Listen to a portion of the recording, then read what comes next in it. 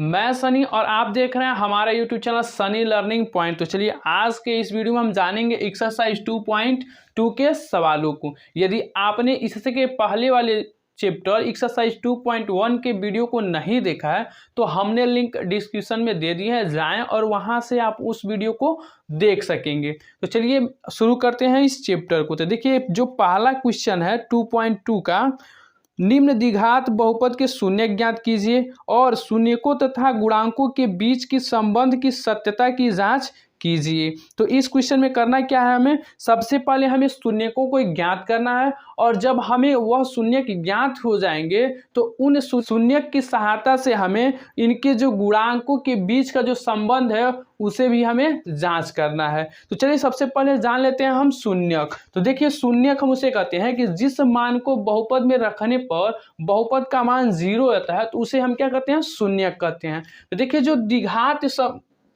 जो हमारा द्विघात बहुपद है,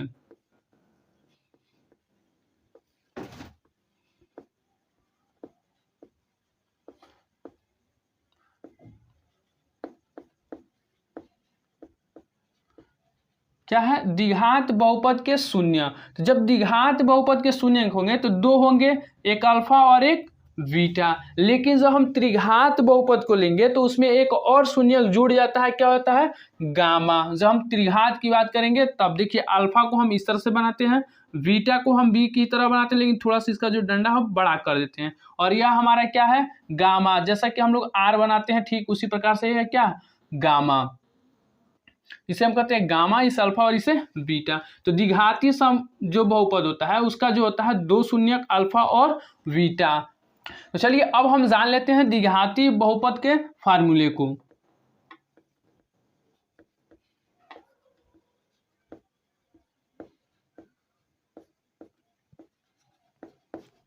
फार्मूला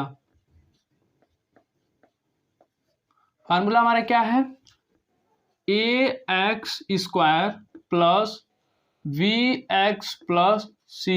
यह हमारा क्या है, द्विघात बहुपद का फार्मूला है जहां a, b और c अचर पद है। क्या है, अचर पद। तो आप जान गए कि यहाँ पर a, b और c क्या है, अचर पद है और x क्या है, हमारे चर पद है। यक्स जो हमारा क्या है, चर पद। तो चलिए अब हम जानते हैं मूलों का जो शून्यकों का योगफल। शून्यकों का योगफल, तो शून्यकों का योगफल का जो फार्मूला होता है यही होता है -b/a, यानी कि -b/a होता है हमारे क्या, शून्यकों का योगफल। और हमने आपको बताया है कि द्विघात बहुपद के जो शून्यक होते हैं कौन कौन होते हैं, अल्फा और बीटा। तो यहाँ पे हमारे जो शून्यकों का योगफल होगा क्या होगा, alpha plus beta equal to -b/a। क्या हुआ हमारा, शून्यकों का योगफल। अब हम जानते हैं शून्यकों का गुणनफल।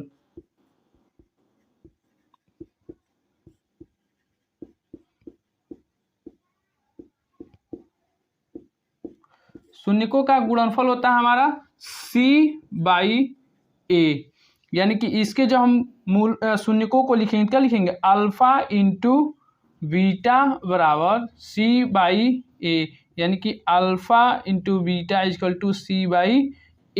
यह हमारा क्या है, फार्मूला। इस फार्मूले को आप जरूर याद रखिए क्योंकि इन्हीं फार्मूले की सहायता से हम सवालों को क्या करेंगे, सॉल्व करेंगे। पहला फार्मूला है, दूसरा फार्मूला हमारा यह हुआ। तो चलिए अब हम सॉल्व करते हैं इसके क्वेश्चन को। तो पहला हमारा क्वेश्चन क्या है, तो उसको हम हल करते हैं। चलिए सबसे पहले इसको हम क्लीन कर दें। सॉरी, यहाँ पे एक चीज़ और हम बताना भूल गए हैं। देखिए यहाँ पे जो b होता है इसको हम एक तरह से और लिखें फार्मूले में बढ़ा करके, तो इसको हम लिख सकते हैं x का गुणांक। सोचे हैं ये भी बता दें, x का गुणांक बटे x² का गुणांक।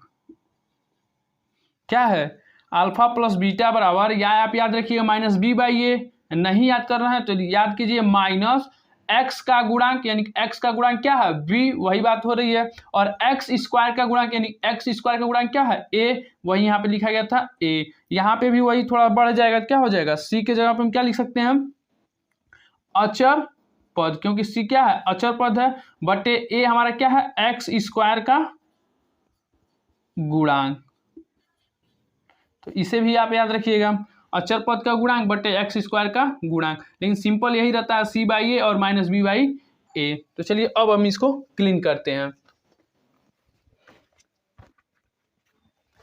तो चलिए अब क्वेश्चन को हम सॉल्व करते हैं। देखिए जो पहला क्वेश्चन है हमारा क्या है x square minus 2x minus 8, हमारा पहला क्वेश्चन है x square minus 2x minus 8। अब इससे हमें ज्ञात करना शून्यक और शून्यकों का योगफल और गुणनफल भी। तो चलिए सबसे पहले हम निकालते हैं शून्यक। तो देखिए जब भी आप शून्यक निकालेंगे, लिखेंगे शून्यक के लिए, उसके बाद से इस बहुपद के बराबर हम दिखाते हैं जीरो को, क्या दिखाएंगे जीरो, यानी कि x square minus 2x minus 8 equal to zero. क्या दिखाया हमने x square minus 2x minus 8 equal to zero. अब हमें निकालना है इनका क्या गुणनखंड, क्या निकालना है हमें गुणनखंड। देखिए शून्य ज्ञात करने के लिए तीन फार्मूले होते हैं, पहला होता है गुणनखंड विधि, दूसरा होता है हमारा पूर्ण वर्ग बना करके निकालते हैं, और तीसरा होता है श्रीधराचार्य नियम। तो इस क्वेश्चन में हमें ये बाउंडेशन नहीं किया है कि आप इन तीनों में से किसी एक विधि का प्रयोग करके शून्यक ज्ञात कीजिए, हमें बस बताना है कि शून्यक निकालना है। तो इन तीनों विधियों में से किसी एक विधि का प्रयोग करके हम शून्यक ज्ञात कर सकते हैं। तो चलिए हम सबसे पहले ज्ञात करते हैं गुणनखंड विधि का। तो देखिए जब भी आप गुणनखंड विधि का प्रयोग करेंगे और गुणनखंड निकालेंगे तो हम गुणनखंड सिर्फ 8 का नहीं निकालेंगे, यानी कि जो हमारा c है उसका नहीं निकालेंगे, बल्कि किसका निकालेंगे AC का। किसका निकालेंगे आप गुणनखंड AC का, यानी कि A इंटू सी का हम गुणनखंड निकालेंगे, और AC का गुणनखंड इस प्रकार से हम निकालेंगे कि इनका जो हमारा गुणनखंड निकलेगा उनको मल्टीप्लाई आपस में करें तो हमें 8 भी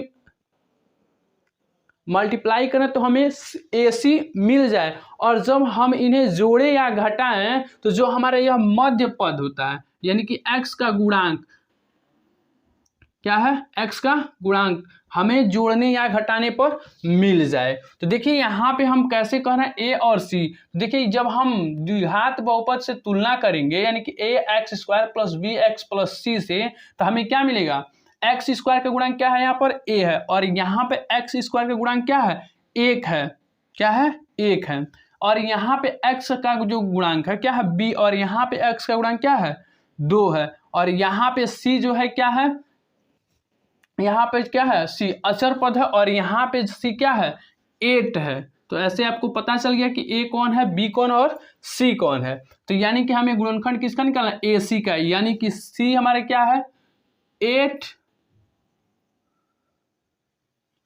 और a क्या है हमारा 1, यानी कि इसका जब मल्टीप्लाई करेंगे तो क्या मिलेगा 8। अब इस 8 का हमें क्या निकालेंगे गुणनखंड, और गुणनखंड किस प्रकार से निकालेंगे कि ऐसे कि हम जब इनका मल्टीप्लाई करें इनके गुणनफल गुणजों का तो 8 मिला, और जोड़े या घटाए तो हमें क्या मिला 2 मिला। तो चलिए 4 दूना 8, 2 51 2। तो देखिए जब हम डायरेक्ट किए हैं 4 से तो यह कितने बार में गया है 2 बार में गया है, फिर 2 से काटे हैं 1 बार में। अब देखिए जब इनके जो हमारे ये गुणनफल आए हैं 4 इंटू 2, जब इनका मल्टीप्लाई कर रहे हैं तो हमें क्या मिल रहा है 8 मिल जा रहा है, यानी कि AC हमें मिल जा रहा है, और जब हम इन्हें जोड़े या घटाएं तो हमें 2 भी मिलना चाहिए। देखिए यदि हम 4 में से 2 को घटा रहे हैं तो क्या मिल रहा है 2 हमें मिल रहा है, यानी कि इस प्रकार का जो हमें गुणज मिला है क्या सही है। जांच भी हो गया। तो अब आगे के प्रोसेस में क्या लिखेंगे एक्स स्क्वायर माइनस कोष्टक लगाएंगे, एक छोटा कोष्टक लगाएंगे, और कोष्टक के बाहर हम लिखेंगे एक्स। क्या लिखे हैं एक्स स्क्वायर माइनस छोटा कोष्टक लगाए हैं, उसके बाद से लिखें एक्स। अब देखिए इसी में हम इस प्रकार से मैनेज करेंगे कि हमें क्या मिले मध्य पद हमारा मिल जाए, यानी कि 4 माइनस 2 करेंगे तो क्या मिलेगा 2 मिलेगा, मिल जाएगा, यानी कि 4 माइनस 2, तो हमें क्या मिलेगा माइनस 8 इक्वल टू 0। अब इसको हल करें तो क्या होगा, एक्स स्क्वायर माइनस क्या हो जाएगा 4 का मल्टीप्लाई एक्स में करेंगे तो क्या हो जाएगा 4x, माइनस का मल्टीप्लाई माइनस से होगा तो क्या हो जाएगा प्लस, और x का मल्टीप्लाई 2 से होगा तो क्या हो जाएगा 2x माइनस 8 इक्वल टू 0। अब देखिए, अब हम कॉमन लेंगे।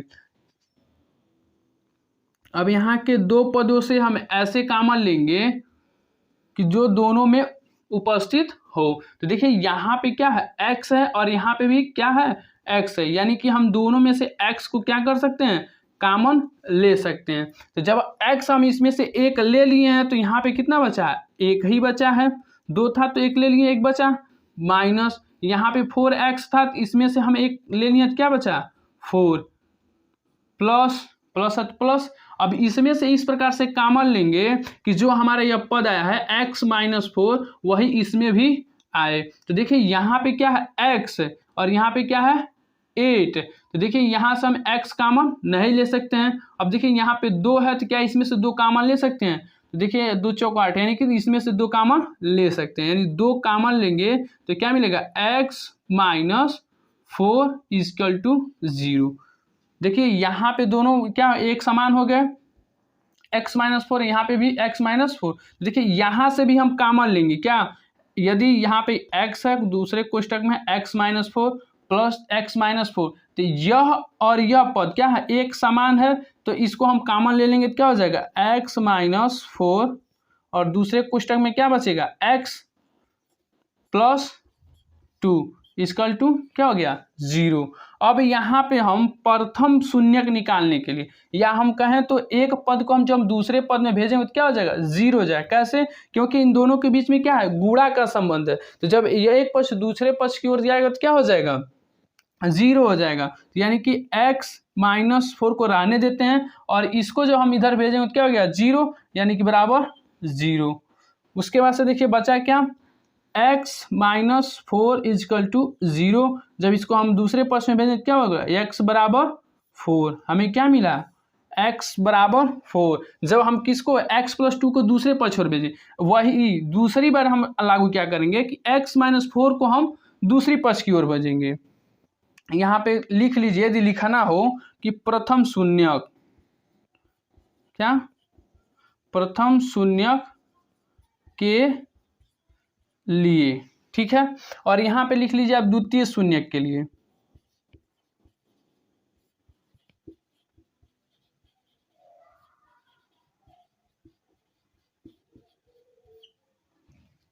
तो क्या हो जाएगा x प्लस 2 इजकल टू 0। तो यहाँ पे क्या मिलेगा x इजकल टू माइनस 2। देखिए यहाँ पे जो है हमें क्या मिले, एक शून्यक मिला है 4 और एक शून्यक क्या मिला 2। तो प्रथम शून्य को यदि हम अल्फा मान ले रहे हैं, क्या मान रहे हैं प्रथम शून्य को यदि हम अल्फा मान रहे हैं तो अल्फा बराबर क्या मिला हमें 4, और यहाँ पे दूसरे को हम मान ले रहे हैं बीटा, तो बीटा बराबर क्या मिल रहा है -2। तो देखिए हमें शून्यक मिल गए अल्फा बराबर 4 और बीटा बराबर क्या मिलेगा -2। तो हमने जो है शून्य ज्ञात कर लिए। अब हम ज्ञात करेंगे क्या, इनकी सत्यता की जांच करना है कि जो हमें शून्यक मिले हैं तो क्या इनका जो संबंध होता है वह सही है कि नहीं। तो देखिए यहाँ पे हम निकालेंगे क्या शून्यकों का योग, शून्यकों का योग बराबर क्या होता है -b/a। और तो शून्यकों का योग यानी क्या हो जाएगा अल्फा प्लस बीटा, क्या है अल्फा प्लस बीटा, और -b क्या है हमने आपको पहले ही तुलना करके बता दिया था कि यहाँ पे यदि आप लिखना चाहें, सॉरी यहाँ पे आप पहले लिख दिए होते, सॉरी बताया भी नहीं हम, दिया है लिख लीजिए, ठीक ना। क्या दिया है a बराबर 1 और b बराबर -2 और c बराबर 8। पहले ही बता देना चाहिए तो हम भूल गए हैं नहीं बताएं, लेकिन अब यहाँ पे पहले नोट कर लीजिएगा। दिया है बराबर a बराबर 1, b बराबर -2, c बराबर 8। उसके बाद से लिखिएगा शून्यकों के लिए, उसके बाद से यह सारे प्रोसेस लागू कर दीजिएगा। क्योंकि आगे आपको जरूरत पड़ेगी। यहाँ पे क्या है माइनस बी, माइनस है यहाँ पे फार्मूले में ही है, उसके बाद से जो b है उस b की वैल्यू क्या है यहाँ पर, तो यहाँ पे है -2, तो कोष्टक में लिखेंगे -2 अपान a की वैल्यू क्या है तो 1 यहाँ पे हम लिखेंगे मान रखेंगे अल्फा का तो क्या है 4 और यहाँ पे बीटा का मान क्या है -2, तो यहाँ पर लिखेंगे -2 कोष्टक में इसलिए क्योंकि दो चिन्ह को एक साथ नहीं लिखा था बराबर। अब यहाँ पे कोष्टक खोलेंगे तो क्या होगा माइनस और माइनस मिलकर क्या हो जाएगा प्लस, क्या हो जाएगा 2/1 और ये इससे जब हल करेंगे तो क्या हो जाएगा 4 प्लस और माइनस क्या हो जाएगा माइनस बराबर 2 यानी कि 2 तो देखिए यहाँ पे जो है हमें दोनों पक्ष क्या हो गए बराबर हो गए, यानी कि यहाँ पे जो हमें सत्यता की जांच करना था वह क्या है सही है। अब हम याद करेंगे क्या शून्यकों का गुणनफल का फार्मूला क्या है हमारा C/A, हमें फार्मूला याद रहना चाहिए alpha into beta equal to C, तो C का मान क्या है यहाँ पे 8 और A का मान क्या है 1 यहाँ पे अल्फा का मान क्या है 4 इंटू बीटा का मान क्या है तो -2 -8 सॉरी यहाँ पे माइनस रहेगा। अब देखिए यहाँ पे मिस्टेक कर दिए हमने, यहाँ पे क्या होना चाहिए -8 क्योंकि यहाँ पे -8 ठीक है, तो -8 यहाँ पे क्या हो जाएगा 4 इंटू 2 8 इजकल टू -8, तो यहाँ पे देख सकते हैं कि दोनों पक्ष है क्या है बराबर आ गए 8 इजकल टू 8, यानी कि हमारा जो उत्तर की जांच है क्या है सही है, जो सत्यता थी जो शून्यक हम ज्ञात किए हैं वो क्या है सही है। तो चलिए अब हम हल करते हैं दूसरे प्रश्न को। पहले प्रश्न में आपको थोड़ा सा कंफ्यूजन लगा होगा क्योंकि थोड़ा हम प्रश्न को इधर उधर लिख दिए, चलिए दूसरे प्रश्न को एक बेहतरीन तरीके से आपको बताते भी हैं और आपको अच्छे तरीके से बताते भी हैं। तो चलिए इसको हम क्लीन करते हैं और लगाते हैं दूसरे क्वेश्चन को। तो चलिए क्लीन हो गया है, अब हम हल करते हैं दूसरे प्रश्न को। दूसरा प्रश्न हमारा क्या है 4s² माइनस 4s+1, हमारा क्वेश्चन क्या है 4s² माइनस 4s+1। तो सबसे पहले हम इसकी तुलना करेंगे, किससे करेंगे ax² plus bx plus c से। क्या करेंगे ax² plus bx plus c से तुलना करने पर, तुलना करेंगे तो क्या मिलेगा a equal to 4 b equal to -4 और c इजकल टू 1। अब देखिए यहाँ पे जो है x² का गुणांक क्या है यहाँ पर 4 हमने लिया। अब देखिए दूसरा जो है क्या है b, क्या है b, यानी कि x का गुणांक क्या है b, और देखिए यहाँ पे क्या धनात्मक है और यहाँ पे जो है क्या है ऋणात्मक हो, कहाँ से आया है यदि देखा जाए इसको तो हो सकता है 4s² प्लस पुस्तक में -4s+1, समझे आप कहाँ से हुआ है। तो b का मान हम -4 कहाँ से लिए हैं तो यहाँ से प्लस और माइनस मिलके क्या हो गए थे माइनस, इसीलिए यहाँ पे जो हम b का मान क्या लिए हैं -4 लिए हैं। उसके बाद से c, तो c का मान हम क्या लिए 1 ही लिए हैं। अब समझ में आ गया होगा। तो चलिए अब हम निकालते हैं शून्यक। तो क्या लिखेंगे शून्यक के लिए, शून्यक के लिए तो जो यह हमारा बहुपद है 4s² minus 4s+1 is equal to, अब हम क्या लिखेंगे 0। अब यहाँ से हमें क्या निकालना है इनका शून्यक को, तो शून्यक निकालने के लिए हम किस विधि का प्रयोग कर रहे हैं तो गुणनखंड विधि का। तो गुणनखंड विधि का प्रयोग कर रहे हैं तो यहाँ पे किसका गुणनखंड निकालते हैं हम AC का, किसका निकालते हैं AC का, यानी कि यहाँ पे जो है A क्या है हमारा 4 है और C क्या है 1 है, यानी कि 4 इंटू 1 करेंगे तो क्या मिलेगा हमें 4, यानी कि 4 का हम क्या निकालेंगे, गुणनखंड। और इस प्रकार से इसका अभाज्य गुणनखंड निकालेंगे कि मल्टीप्लाई करने पर हमें क्या मिले, 4 मिले। मल्टीप्लाई करने पर हमें क्या मिले, 4 मिले। और उसे जोड़ने या घटाने पर भी हमें क्या मिले, तो 4 ही मिले। देखिए यहाँ पे क्या है, 4। तो हमें क्या करना, मल्टीप्लाई करने पर भी 4 मिले और उसके साथ ही साथ और उसका जो मल्टीप्लाई भी करें तो 4 मिले। यानी कि 2 से हम इसका अभाज्य गुणनखंड निकालना है। तो 2 दूना 4, 2 1 9, 2। यानी कि देखिए जब हम 2 का 2 में मल्टीप्लाई कर रहे हैं तो हमें 4 मिल जा रहा है। और जब हम 2 को 2 में जोड़ भी रहे हैं तो हमें क्या मिल जा रहा है, 4 मिल ही जा रहा है। यानी कि क्या लिखेंगे, 4s² माइनस और एक छोटा कोष्टक लगाएंगे, उसमें क्या करेंगे, 2 और 2 को जब हम जोड़ेंगे तो हमें क्या मिल जाएगा, 4 मिल जाएगा। उसके बाद से क्या करते हैं, s लिखते हैं, उसके बाद से प्लस जो जैसा है वैसा ही। उसके बाद से हम कोष्टक खोलेंगे तो क्या करेंगे, 4s² माइनस का गुणा 2 में करेंगे क्या हो जाएगा, -2। और s का मल्टीप्लाई जब 2 के साथ करेंगे तो क्या हो जाएगा, -2s। इसके बाद से माइनस का मल्टीप्लाई जब प्लस से होगा तो माइनस, और 2 का मल्टीप्लाई s से क्या हो जाएगा, 2s। उसके बाद से हम क्या लिखेंगे, +1 = 0। अब यहाँ पे जब हम इसको हल करेंगे तो क्या मिलेगा, अब यहाँ से हमें क्या निकालना, अब हम इन दोनों में क्या लिखेंगे, कॉमन निकालेंगे। क्या निकालेंगे, कॉमन। तो यहाँ पे देखिए s है और यहाँ पे भी क्या है, s है। और यहाँ पे आप देख सकते हैं 4 है। यदि 4 में से यदि हम 2 को ले लें तो यहाँ से भी 2 को ले सकते हैं। यानी कि यदि हम 2s जो है कॉमन ले लें तो यहाँ पे क्या बचेगा, 2s। कैसे बच रहा है 2s, तो देखिए यहाँ पे हम आपको दिखा रहे हैं, 4s² था और इसमें से जब हम 2s ले रहे हैं यानी कि यह क्या हो सकता है, 2s × 2s, यही होगा ना, 2 × 2 4 हो जाएगा। और यस इंटू यस क्या हो जाएगा, s²। इसमें से जब हम एक ले लिए हैं 2s को तो क्या बचा, 2s। तो वही यहाँ पे हम लिखे हैं 2s माइनस, और यहाँ से 2s ले लिए तो क्या बचा, 1 माइनस।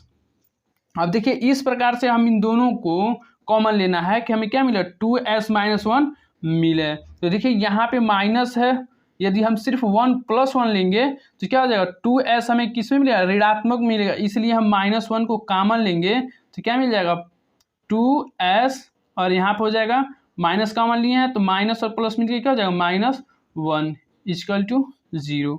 तो क्या हो जाएगा, तो यहाँ पे हमने कॉमन लिया था 2 का। अब यहाँ पे देख रहे हैं कि 2s - 1 और 2s - 1 भी कॉमन ले सकते हैं। तो लिखेंगे 2s - 1 एक जगह पर और दूसरे क्वेश्चन में क्या लिखेंगे, 2s - 1। तो देखिए अब यहाँ से जब हम शून्यक निकालेंगे, शून्यक यदि प्रथम शून्यक निकालना है, प्रथम शून्यक के लिए तो क्या हो जाएगा, 2s - 1 = 0। तो क्या मिलेगा हमें, 2s = -1 है तो दूसरे हो जाएगा तो +1 हो जाएगा। उसके बाद से आगे प्रोसेस बढ़ाएंगे क्या हो जाएगा, 2s = 1। तो s बराबर क्या मिलेगा, 1/2। क्या मिला हमें, s बराबर 1/2। यानी कि यदि हम अल्फा मान रहे हैं, अल्फा = 1/2 मिला। यदि हम वही दूसरा शून्य निकालना है, द्वितीयक शून्यक के लिए तो क्या हो जाएगा, 2s - 1 = 0। तो s बराबर क्या हो जाएगा, +1 और s बराबर क्या लिखेंगे, 1/2। यानी कि देख रहे हैं तो यहाँ पे बीटा का भी मान हमें क्या मिला, वही मिला, 1/2 ही। तो चलिए अब हम निकालते हैं शून्यकों का योगफल। शून्यकों का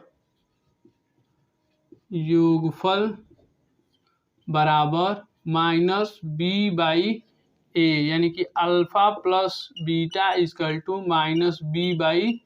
-b/a।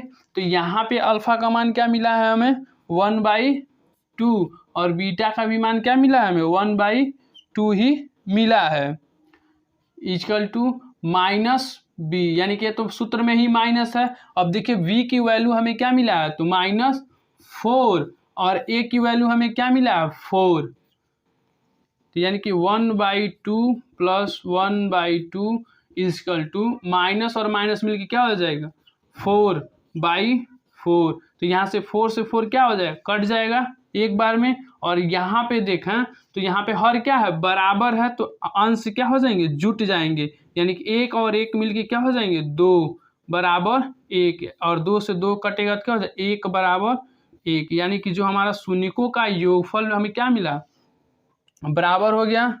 अब हम निकालेंगे शून्यकों का गुणनफल।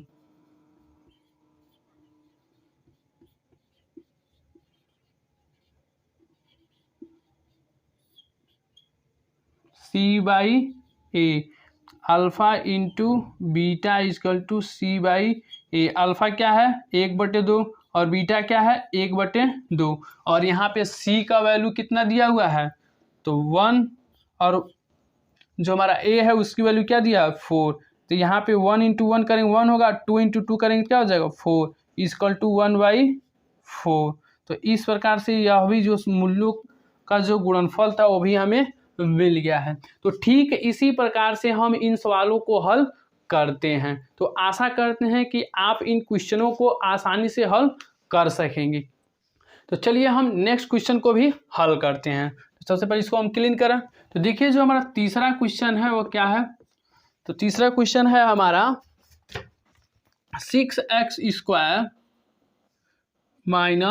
3 - 7x। देखिए इसमें आपको क्या करना है, सबसे पहले इसको आरोही या अवरोही क्रम में आप सबसे पहले इसको व्यक्त करिए, यानी कि x² घात के रूप में यदि व्यक्त कर रहे हैं तो x² होगा, उसके बाद से क्या हो जाएगा उससे कम घात वाला, उसके बाद से उससे भी कम होगा, यानी कि अवरोही क्रम में ही इसको हम क्या किए हैं व्यक्त कर दिए। पहले सबसे बड़े घात वाले को, उसके बाद से उससे छोटे घात वाले को, उसके बाद से उससे छोटे वाले घात को।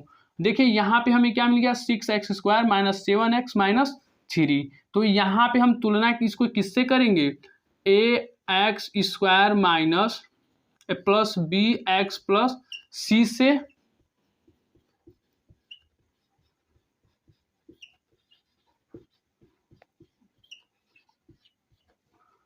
तो हमें क्या मिलेगा मिला क्या a = 6 b = -7 और हमें मिला c = -3 मिल गया। यहाँ से हमें क्या a बराबर 6 b बराबर -7 और c बराबर -3। यदि आप सोच रहे होंगे कि यहाँ पे -7 हम क्यों लिए हैं, यहाँ पर -3 कैसे लिए हैं, तो आपको वो इस प्रोसेस को थोड़ा समझना होगा। क्या है यहाँ पे देखिए 6x² - 7x - 3, क्या हम इसको इस तरह से नहीं लिख सकते हैं 6x² प्लस -7x प्लस -3। तो देखिए यह किस प्रकार से हुआ, तो यह जो हमारा द्विघात बहुपद इस तरह से हुआ कि नहीं, तो यहाँ से b की वैल्यू क्या होगी -7 और c की वैल्यू क्या हो जाएगी -3। तो यहाँ से हमने यहाँ पे -3 और -7 लिया। आशा करते हैं कि आप इस जो कॉन्सेप्ट रहा उसे समझ लिए हैं। तो चलिए अब आगे हम बढ़ते हैं किसके लिए, तो शून्यक के लिए, जो हम जिस प्रकार से इसके पिछले वाले प्रश्न में किए हैं। तो शून्यक के लिए लिखेंगे तो क्या हो जाएगा, जो हमारा दिया गया बहुपद है उसके बराबर क्या लिखेंगे 0। अब हम क्या करेंगे, हमने आपको बताया था कि इसका जब हम गुणनखंड निकालते हैं तो किसका निकालते हैं a c का, यानी कि a का मल्टीप्लाई करते हैं c के साथ। तो a हमारा कितना दिया हुआ है 6 और हमारा c कितना दिया हुआ है -3। तो यहाँ पे हम गुणनखंड निकाल रहे हैं, तो इसलिए प्लस और माइनस का ध्यान नहीं देना है। तो क्या हो जाएगा 6 × 18। अब हम इस 18 का जो है गुणज इस प्रकार से निकालें कि गुणजों का आपस में गुणा करें तो हमें क्या मिल जाए AC, यानी कि 18 मिल जाए, और इस प्रकार से जोड़ें या घटाएं कि हमें क्या मिल जाए जो 7 है यानी कि जो B है वो हमें मिल जाए, या जोड़ करके या घटा करके। तो देखिए यहाँ पे यदि हम 9 से कर रहे हैं, 9 दूना 18, 2 एकम 9 2। तो देखिए यहाँ से हम जब 9 का मल्टीप्लाई यानी कि 9 का जब मल्टीप्लाई 2 के साथ करेंगे तो हमें क्या मिल जाएगा, 80 मिल जाएगा 18। उसके बाद से जब हम 9 में से 2 को जब हम घटाएंगे तो क्या मिल जाएगा, 7 भी मिल जाएगा। यानी कि हम यहाँ पे 7 के स्थान पे क्या लिखेंगे, 6x² माइनस उसके बाद हम क्या करते हैं आपको लगाने के लिए छोटा कोष्टक, और उसमें क्या लिखेंगे 9 - 2 इंटू x - 3 इजकल टू 0। अब इसको जब हम हल करेंगे तो क्या हो जाएगा, 6x² minus 9x plus minus और माइनस मिली क्या हो जाएगा प्लस, यहाँ पे हो जाएगा 2x - 3 इजकल टू 0। अब वही प्रक्रिया होगी दो में, इन दो पदों में से कुछ कॉमन लेंगे और इस दो पदों से हम कॉमन लेंगे। देखिए यहाँ पे क्या है 6 है और यहाँ पे क्या है 9 है। तो यहाँ पे यदि हम 3 कॉमन ले रहे हैं दोनों में से तो क्या बचेगा हमारे पास 2। 6 में से हम क्या लिए 3 कॉमन ले लिए तो 2 बचा, और x भी इसमें से यदि हम कॉमन ले लें क्योंकि यहाँ पे भी x है और यहाँ पे भी x है, यानी कि 3x कॉमन करेंगे तो 2x - 3 मिला। उसके बाद से अब इसमें भी हमें कॉमन लेना है इस प्रकार की ऐसा ही पद हमें मिले। तो देख रहे हैं यदि हम एक कॉमन ले लें तो क्या बचेगा 2x - 3 इजकल टू 0। अब देखिए यहाँ पे जो है हम फिर कॉमन ले रहे हैं इसमें और इसमें, तो क्या यह और यह कॉमन है तो क्या हो जाएगा एक कोष्टक में 2x - 3 और दूसरे कोष्टक में 3x + 1 इजकल टू 0। अब यहाँ पे हम निकालेंगे क्या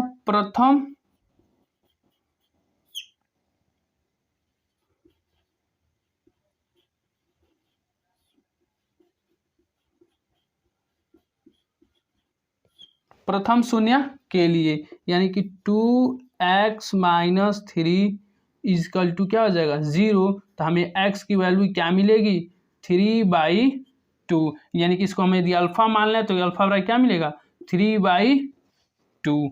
यदि हम दूसरा शून्य निकाल रहे हैं तो क्या हो दूसरे शून्य के लिए होगा 3x + 1 इजकल टू 0। तो यहाँ पे हो जाएगा x इजकल टू -1/3। तो हमें क्या मिला दूसरा बीटा जो शून्य क्या मिला -1/3। अब इसको जब हम शून्यकों का योगफल निकालना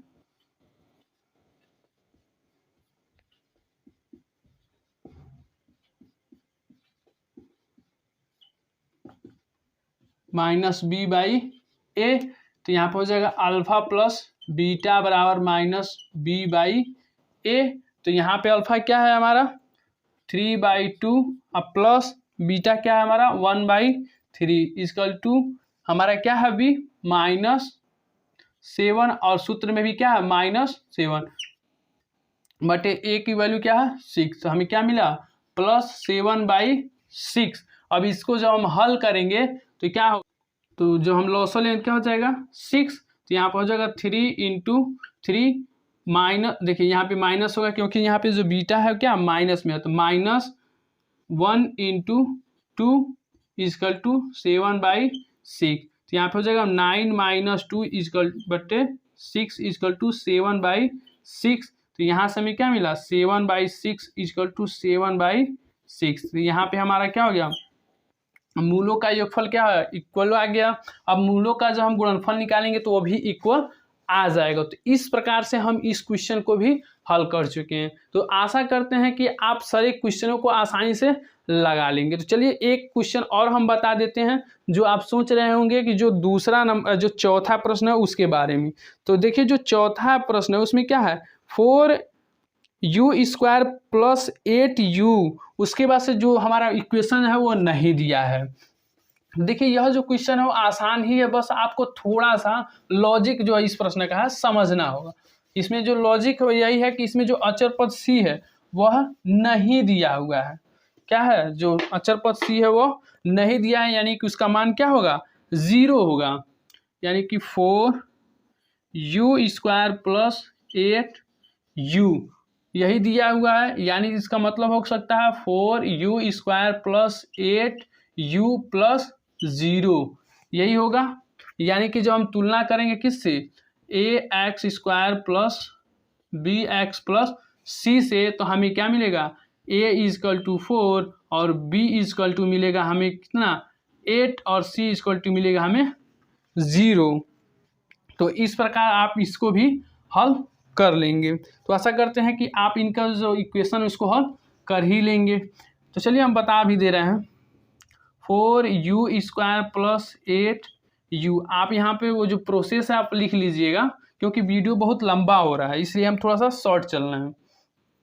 तो यहीं से आप यदि डायरेक्ट कॉमन कर रहे हैं 4u यदि कॉमन करें तो u प्लस 2 हमारा यही इक्वेशन बनेगा। 4u कॉमन कर रहे हैं तो u प्लस 2। अब यहाँ पे हम क्या लिखेंगे, इक्वल टू 0, क्योंकि शून्य के लिए हम निकाल रहे हैं, शून्य के लिए। तो यहाँ पे इस तरह इक्वल टू 0। तो यहाँ से हम जब इसको हल करेंगे तो क्या मिल जाएगा, 4u इक्वल टू 0। तो यहाँ पे u इक्वल टू क्या मिल जाएगा हमें 0, यानी कि जो हमारा अल्फा है उसका मान क्या मिला हमें 0। यह प्रथम शून्य के लिए था। अब हम निकालते हैं यदि द्वितीय शून्य के लिए, तो क्या हो जाएगा u प्लस 2 इक्वल टू 0।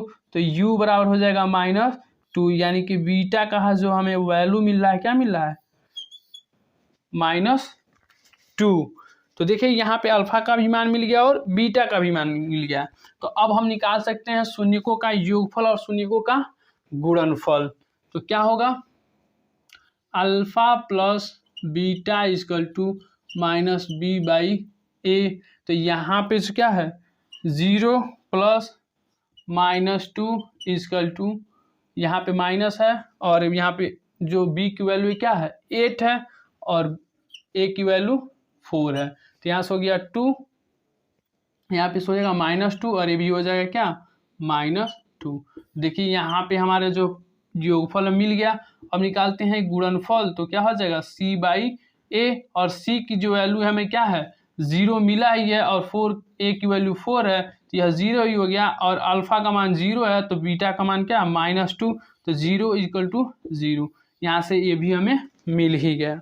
ठीक इसी प्रकार से यदि अगला क्वेश्चन देख रहे हैं तो क्या है t² -15। देखिए यहाँ पे है t² -15, यह हमारा कौन सा क्वेश्चन नंबर 5वां।